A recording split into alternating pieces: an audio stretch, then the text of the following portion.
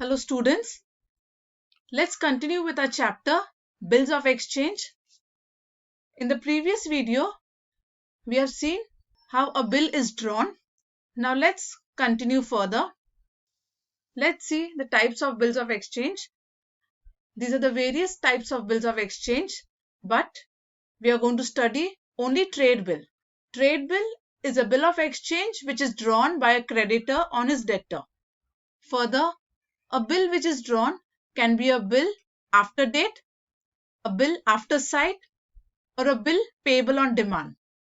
Bill after date is a bill where the due date or maturity date is calculated from the date on which the bill is drawn. Bill after sight is a bill where the due date or the maturity date of that bill is calculated from the date of acceptance. In case of bill payable on demand, the drawee has to make the payment immediately whenever the holder presents the bill. So in this bill, the time period is not mentioned. Then let's see the type of acceptance. There are two types of acceptance, general acceptance and qualified acceptance.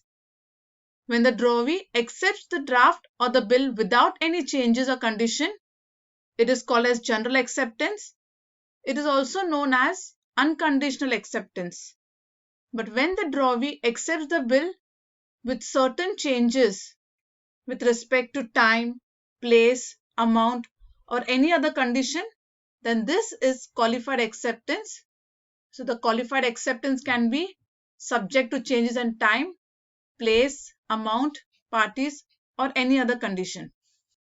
Now some important terms which we have come across in this chapter: date of the bill drawn, the date on which the bill of exchange is drafted or prepared by the drawer; date of acceptance, the date on which the drawee acknowledges, signs, and accepts to pay the amount due; term or tenure of the bill is the time period for which the bill is drawn, say for example 2 months, 3 months, 90 days, and after the completion of this term, the bill becomes due for payment. Days of grace, these are the 3 extra days allowed over and above the term of the bill to calculate the date of payment. Date of maturity or due date of the bill is the date on which the bill falls due for payment. So after adding 3 days of grace to the term of the bill, we get the maturity date, that is the legal due date on which the bill has to be paid. For example, let's say the drawer has drawn a bill on 21st July 2020 for a period of 2 months. So after 2 months, the nominal due date of this bill will be 21st of September. And then we add 3 days of grace. So the due date, the maturity date of this bill is 24th September 2020. So this is how the due date of the bill is calculated. What if the due date of the bill falls on a public holiday, that is on 15th August or 26th Jan? Then in this case, the amount has to be paid on the preceding working day, that is 1 day before. So if it is 15th August, then the payment has to be made on 14th of August. And if the due date has been declared as an emergency holiday, then the bill falls due on the next working day. Honoring of bill of exchange. On the due date, when the drawee or the acceptor pays the amount of bill, it is said that the bill has been honored. Dishonoring of the bill of exchange. When the drawee or the acceptor does not accept or fails to pay the amount of the bill on the due date, it is said that the bill has been dishonored. Thus, the bill may be dishonored by non-acceptance or by non-payment. Noting of dishonor.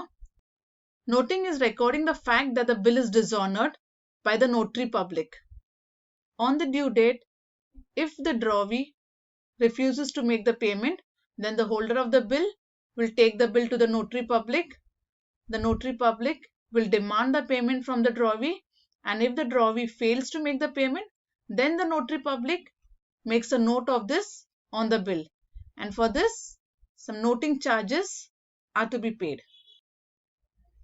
For drawer, this bill of exchange is a bills receivable. It is an asset to the drawer. And for the drawee, this bill is bills payable, which is a liability. Now, let's see how these transactions take place step by step and how to pass journal entries for the same. First, the transaction for buying and selling of goods take place. So goods are sold on credit. Goods are sold on credit. So the seller becomes a creditor and buyer the debtor.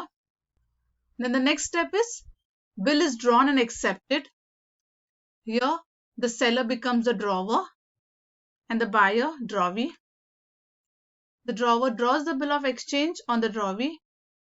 The drawee accepts and sends the bill back to the drawer. Then the third step is treatment of the bill by the drawer. Now when the drawee sends the bill back to the drawer has 4 options.